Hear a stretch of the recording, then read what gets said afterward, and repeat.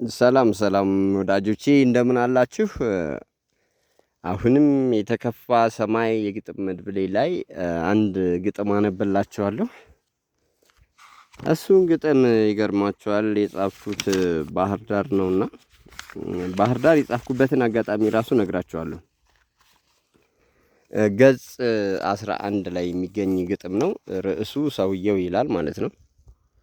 እና ይህንን ግጥም ስጽፈው አንድ ሰው እኔ ከተቀመጥኩበት አካባቢ ተቀምጧል እና ተቀምጦ ሲጋራ አውጥቶ ለኮሰ። በጣም የተረበሸ ስሜት ውስጥ ሆኖ ነው የተቀመጠው እና ሲጋራ አውጥቶ ለኮሰና ምናምን ሲጋራውን በላይ በቃ ቶሎ ምናምን ያጨሳል። አንድ ጊዜ ረጋ ብሎ ምናምን ነገር ጭሱን እየተመለከተ ያጨሳል ነው። ከዛ እሱን ያጨስና ወዲያውኑ ልታልቅ የደረሰችዋን ከዛ ጣለና ምናምን እሽት አድርጎ ረግጦ አጠፋት ማለት ነው። ከዛ በኋላ ልክ እንደዛ በተረበሸ ስሜቱ አሁንም ተመልሶ እዛው ተቀምጧል። እና ጀስት እንደዛ ሲያደርግ በነበረበት ወቅት እኔ እያየሁት የሱ ፊሊንጉን የውስጡ በቃ እሱ የደረሰበት ልበለው ያልደረሰበት አሩ ነው።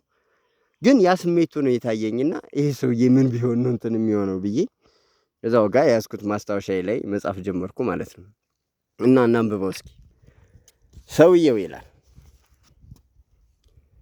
የሲጋራውን ጭስ ደጋግሞ እየማገ ከውስጡ ጥልቅ እውነት እያፈገፈገ ደግሞ የማገውን መልሶ ሲያስወጣው ላይበርድለት ቁጣው ቀለበት በመስራት ሲሽከረከር ጭሱ ፈገግ በማለት በወየበው ጥርሱ ሲጋራዋን አያት ልታልቅ ደርሳለች መሬት ላይ ሊጥላት እግሩን ሊጭንባት ሊያጠፋት ሊረግጣት ስትቀጣው ሊቀጣት እሷም እየጨሰች ስታነደው ነዳ ውስጡም እየጨሰ በጥልቅ የእውነት ዳ ሁሌም እያጨሰ ፍህሙን ላይሰራ ላይሆንለት አመድ በአንዱ የተነሳ በጣም ብዙ ሲለምድ ወደ ላይ አይወጣ ወይ ወደ ታች አይወርድ ተረግጦ ታፍኖ ከአንድ ቦታ ሆኖ ሊያውም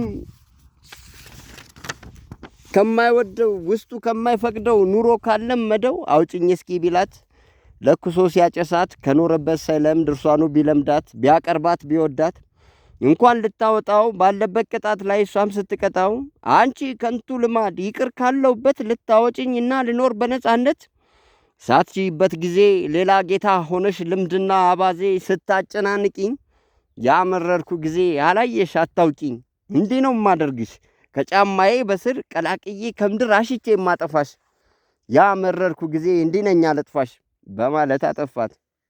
ጨክኖ ላይ ተዋት ከውስጡ ጭስ ጋራ አንድ ጊዜ ቀላቅሏት ላይ ለቃት ላትለቀው የውስጡን ጥልቅ እውነት ካላለቀለቀው ካልተፋው አምርሮ እውነቱን ተናግሮ መጭሷ ይወጣል እሷ ተቀላቅላ ላትነድ ተንቀልቅላ ላትሆንለት መፍትሄ ላትመታለት መላ አሁን ቢረግጣትስ ማንሳቱ መች ሊቀር ውስጡን የሚያጨሰው ወጥቶ ሳይቀበር ይላል።